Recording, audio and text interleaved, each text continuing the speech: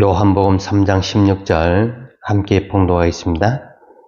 하나님이 세상을 이처럼 사랑하사 독생자를 주셨으니 이는 그를 믿는 자마다 멸망하지 않고 영생을 얻게 하려 하심이라. 아멘.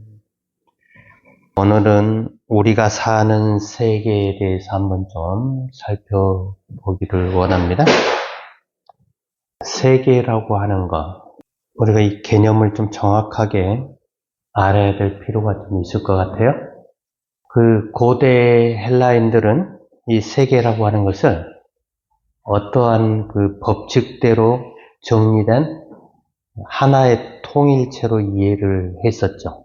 그래서 이들은 세계를 코스모스라고 명했습니다. 그래서 고대인들은 세계를 신적인 힘에 의해서 지배되는 통일성으로 이해를 했었죠. 그래서 인간 자신은 그 안에, 그 속에, 세계 속에 편입이 돼서 살아가는 것을 최고의 목적으로 삼았다. 그리고 자신의 실제성과 확실성을 이 세계 속에서 찾기 시작을 했었죠. 그래서 세계란 신적 질서이기 때문이고 인간도 거기에 의존해 있기 때문에 그들은 세계와의 조화를 꾀하려고 부단히 노력을 했습니다. 그러나 우리 신약 성경은 세계의 개념을 아주 부정적으로 이해를 하고 있지요. 헬라인들처럼 신이 세계의 질서에 있어서 인간을 속박하는 것이 아니라 인간이 오히려 세계를 창조하시는 분인 하나님에게 의존할 것을 성경은 강조를 하고 있지요. 세계를 하나님께서 창조하셨지만은 그 세계에 거하시지 아니하시고 그리고 그 세계를 신이라고 이야기를 하지 아니하시죠. 그래서 성경은 하나님께서 세계를 창조하시지만 그렇다고 신이 곧 세계라고 말하지 않는다라고 하는 겁니다. 물론 성경에도 코스모스라고 하는 이 말이 나오죠. 이것은 신적인 힘에 의해서 지배되는 조화의 공간, 그런 것이 아니고 오로지 인간의 세계를 칭할 때 사용하는 용어가 이 코스모스라고 하는 것이죠. 그래서 옛날 고대 헬라인들이 사용했던 그 코스모스라고 하는 그 용어의 의미와 성경에서 이야기하고 있는 코스모스의 그 용어의 의미는 전혀 다르다라고 하는 것을 우리가 볼 수가 있습니다. 그래서 세계라고 하는 것은 처음부터 인간의 세계이고 또한 그 인간의 세계를 사랑하시는 하나님으로부터 이 세계를 하나님이 부정적으로만 보지 않으신다라고 하는 거죠.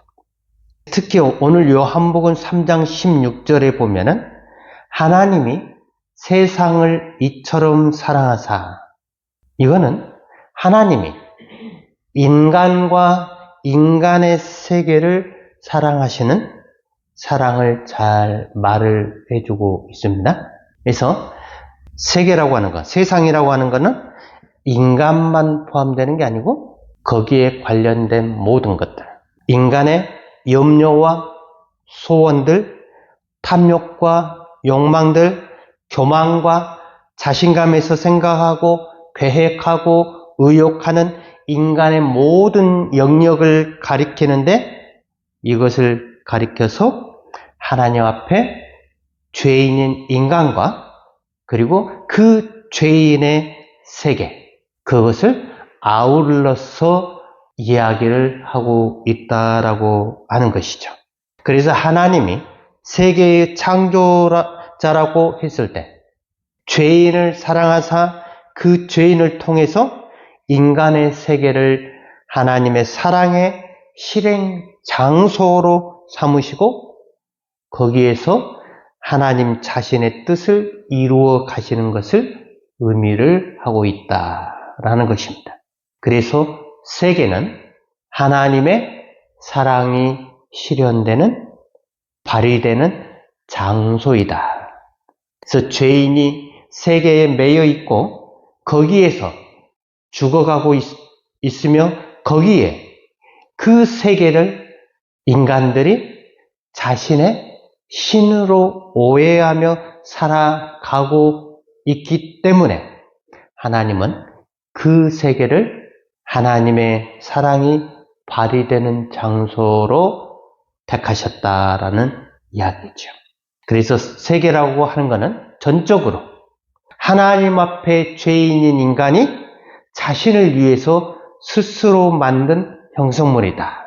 그래서 인간이 만든 형성물이라고 하는 것은 인간의 자아의 산물이라는 것을 의미를 하고 있습니다. 그러므로 세계는 인간의 자아에 의해서 형성된 존재가 바로 세계다. 이 세계라고 하는 건 공한 공간이나 단순히 우리 눈에 보이는 자연 만물을 의미하는 것이 아니라 인간 자아와 상대와의 관계에서 일어나는 존재.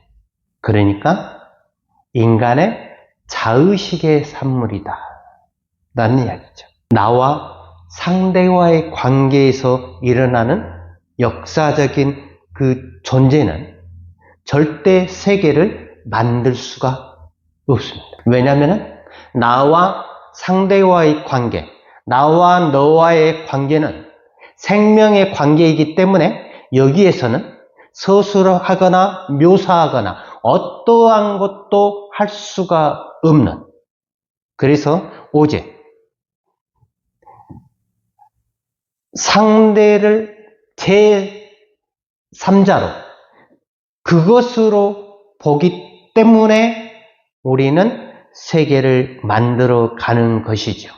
그리고 또한 상대가 나에게 스스로 오는 데서 일어나는 역사가 아니라 반대로 내가 상대를 향해서 나 자신을 부여하면서 나 자신을 세우는 그러한 역사를 하기 때문에 내가 의식에서 만든 역사, 자의식에 의해서 만들어진 인위적인 세계다. 그러므로 세계라고 하는 것은 인간 자의식의 산물이기 때문에 거기에는 상대가 실제할 수 없다라는 결론이죠.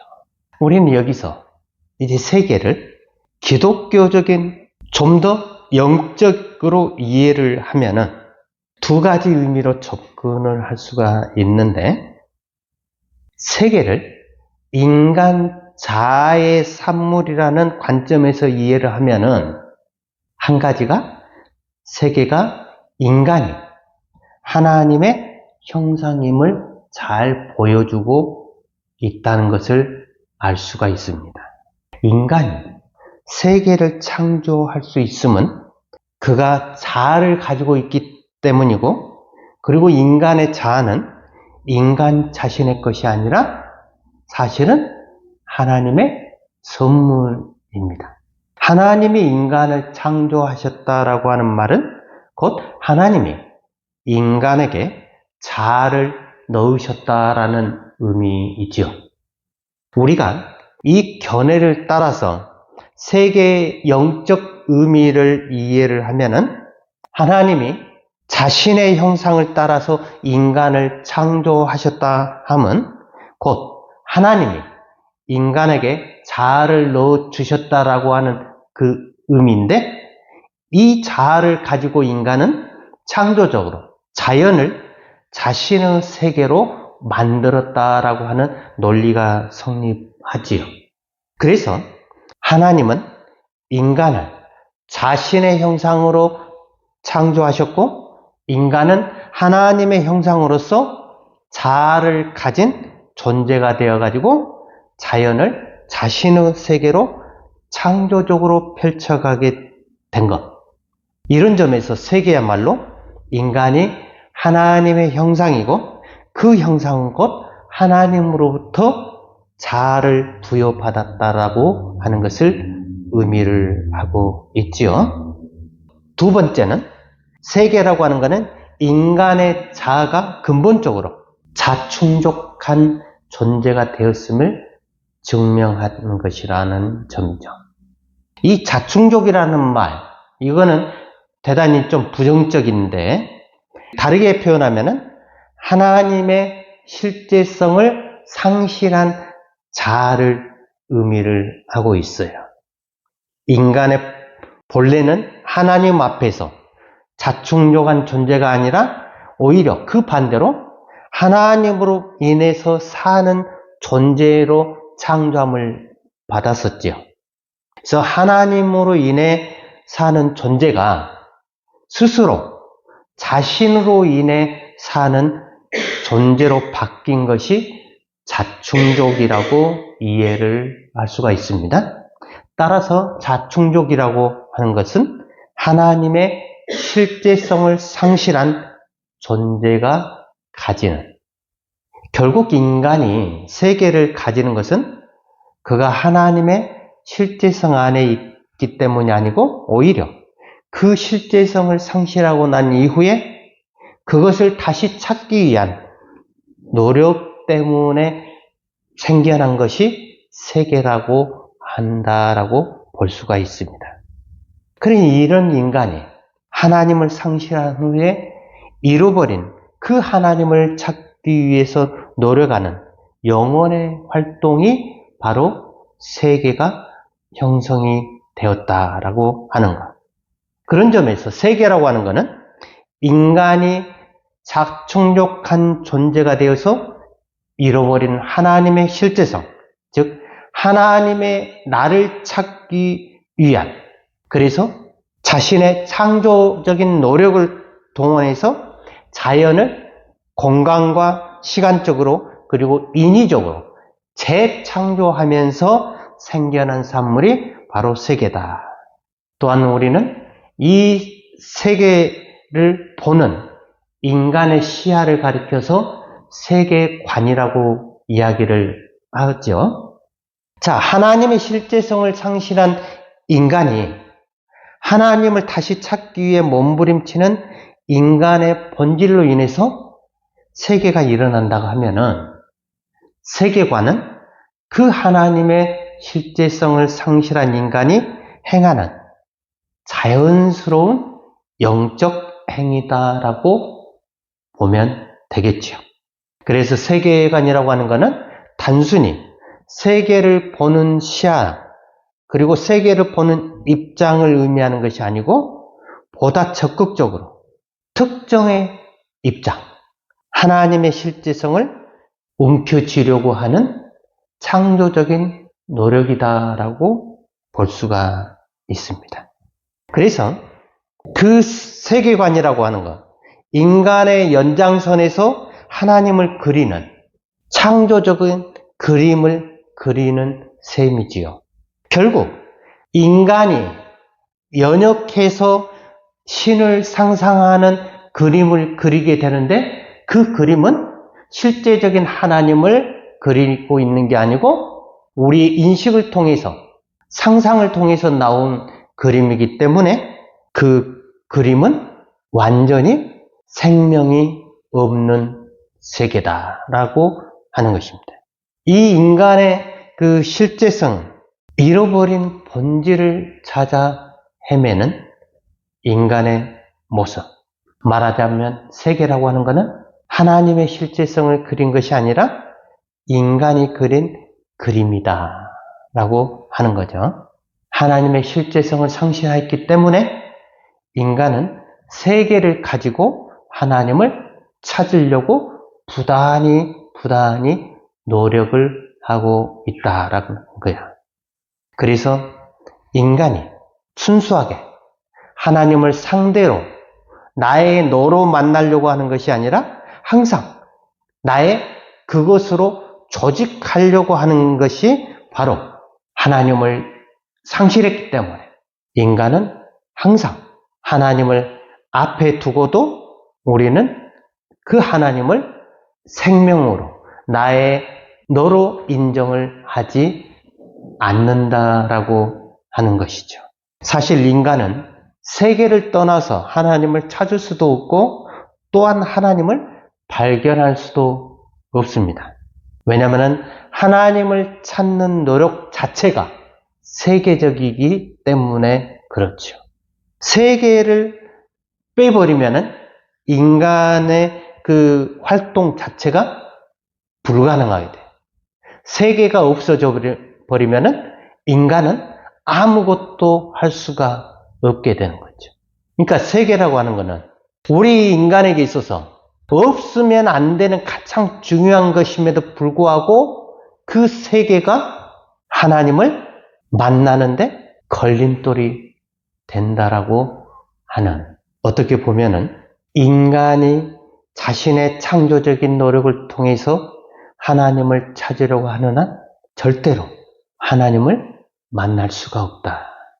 그러므로 우리가 하는 모든 행위들, 그러한 것들이 세계를 통해서, 세계관을 통해서 나오는 것들이기 때문에 계속 이야기를 하지만은 우리 인간의 어떠한 행위를 통해서 하나님 앞에 나아간다 하더라도 그것이 아무리 선하고 하나님 앞에 영광을 돌리고 찬양하는 그러한 삶이라 할지라도 하나님 앞에서는 우리의 세계관을 가지고 나아가는 것이기 때문에 절대로 하나님 앞에 도달할 수가 없다.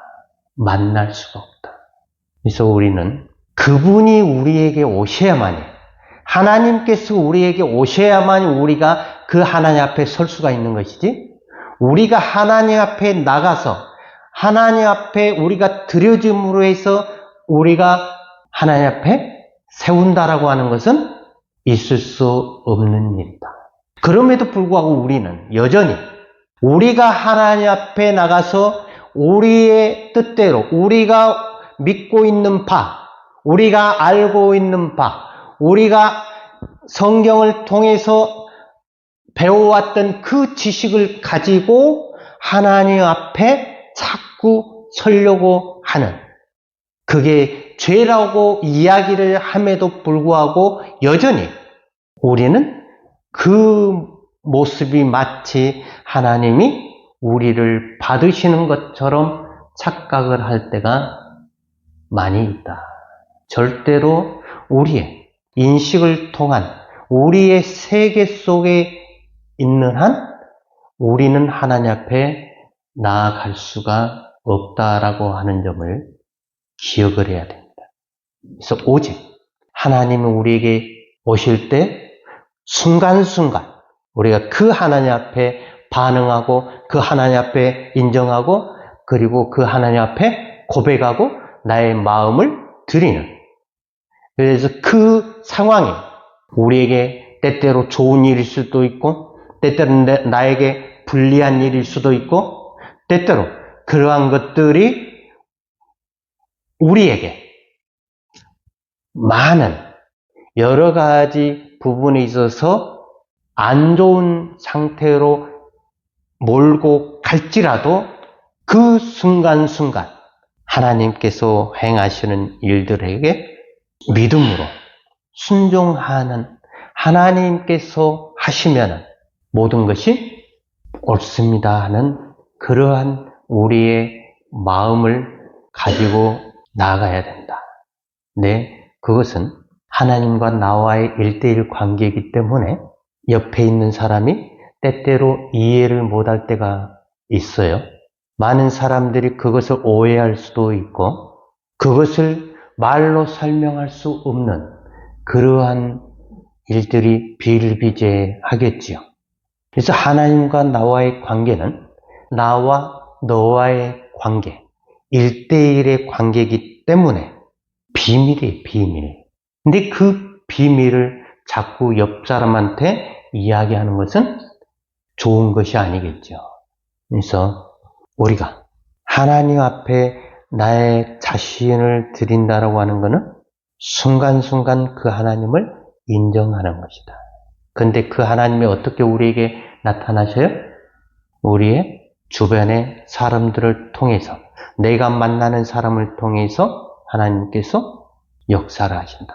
그래서 만나는 사람 한 사람 한 사람을 통해서 하나님께서 순간순간 우리의 삶을 이끌어 가시는데, 우리가 내가 원하지 않는 것이라고 우리가 외면해 버리기보다는 하나님께서 이 사람을 통해서 무슨 일을 하고자 하시는지 우리가 믿음으로 반응을 해야 된다라고 하는 것이죠. 기독교적인 세계관, 이것은 가능할까?